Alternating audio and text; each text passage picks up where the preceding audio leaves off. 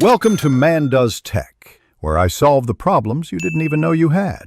In this video, I will show how to make tiramisu matcha. First, brew 1 cup of strong matcha tea.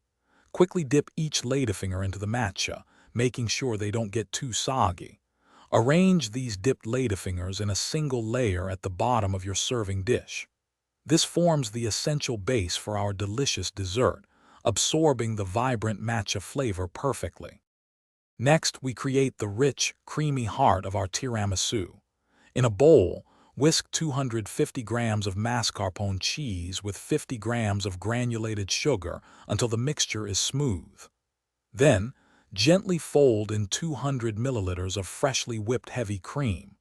This ensures your cream layer is light, airy, and perfectly balanced in sweetness.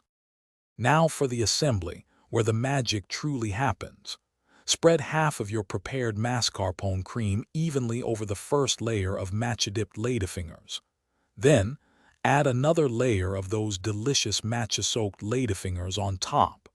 Finally, cover everything with the remaining mascarpone cream, smoothing the surface for a beautiful finish. The final steps are crucial for flavor development and presentation. Chill your tiramisu in the refrigerator for at least 4 hours, or ideally overnight, allowing the flavors to meld beautifully.